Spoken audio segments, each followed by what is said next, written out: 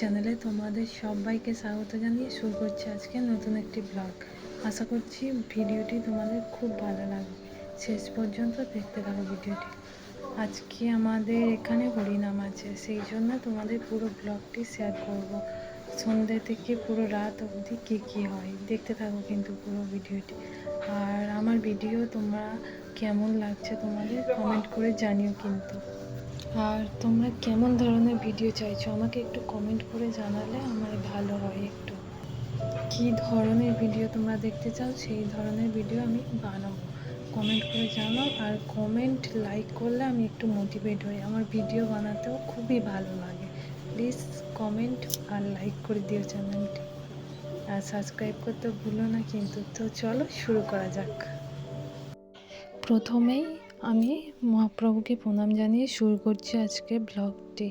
আসরটা কি সুন্দর সাজানো হয়েছিল না? আমার তো বেশ ভালোই লেগেছে।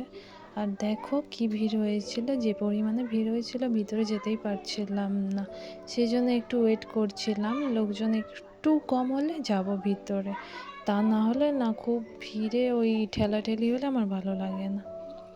আর এটা না তখন সন্ধ্যার টাইমে যখন গিয়েছিলাম, তখন মানে অল্প কয়েকজন লোক হরিনাম শুনছিল, আর কিন্তু মেলায় অনেক ভিড় ছিল। প্রথম দিকে তো সেইভাবে লোক হয়নি সন্ধ্যার টাইমে, তারপরে ধীরে ধীরে একটু রাত বাড়তে তখন ভিড় হয়েছিল। দেখো তোমাদেরকে দেখিয়ে দিচ্ছি, অনেকেই মানে হরিনাম শুনতে বসে গিয়েছিল। এটা তখন প্রায় 9টা-10টা বাজে এরকম টাইমে ভিড় হয়েছিল। মেলা পুরো মানে কি বলবো, সন্ধ্যা থেকে তো ভিড় ছিল, রাত্রে তো গা গলাবার জায়গাই ছিল না মেলায়। আর এটা আমাদের ওই মহাপ্রভুর ভোগের যেসব এইগুলো, আমার না মহাপ্রভুর ভোগ খেতে এত ভালো লাগে কি বলবো।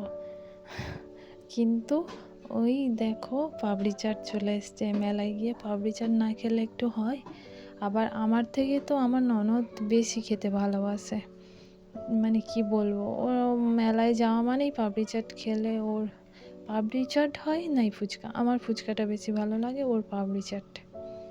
তাই ও প্রথমে পাপড়ি চাট খেয়েছে, তারপর আমরা ফুচকা খেয়েছিলাম। দেখো মেলাটা ঘুরিয়ে তোমাদের দেখিয়ে দিচ্ছি কেমন ভিড় ছিল।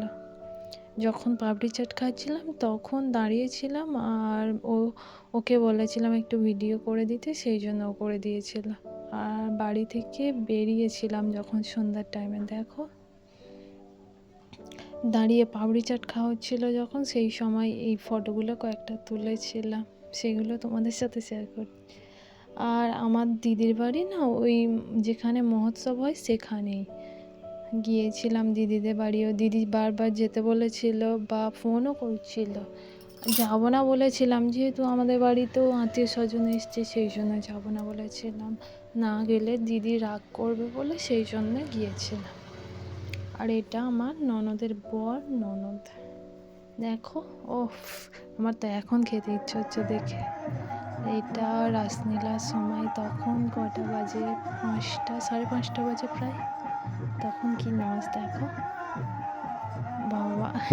আমার তো বেশ মানে ইচ্ছা হচ্ছিল দেখে, কিন্তু নাচতে পারছিলাম না। যাই হোক, প্রথম বছর বিয়ে হয়েছে বলে কথা। আমার ননদ, আমি আর আমার বর 3জনে গিয়েছিলাম রাসলীলা শুনতে। তখন কটা বাজে, প্রায় 4টে বাজে উঠে গিয়েছিলাম। আমার না সারা রাত জাগলে শরীরের মধ্যে কেমন একটা অস্থিরতা ভাব হয়, পরের দিন তো আমি জাগতেই পারবো না। আর 1 সপ্তাহ যেন আমার শুধু ঘুম পায়, ভালো লাগে না, কি করবো। এটা মানে সারা রাত আমার দ্বারাই আর জাগা হবে না বোধহয়। আমি, আমার ননদ আর আমার বর এই 3জন মিলে 4টের সময় গিয়েছিলাম হরিনামের ওখানে রাসলীলা শুনতে। আর বাড়ি এসেছিলাম 12:30টার দিকে, কারণ একটু না ঘুমালে, আমি বললাম তো আমার শরীর কেমন হয়। আর এই যে এত বাতাসা দেখতে পাচ্ছ সব হরিণুটের। আর মহাপ্রভুর প্রণাম নিয়ে আজকের ভিডিওটি শেষ করছি এখানে।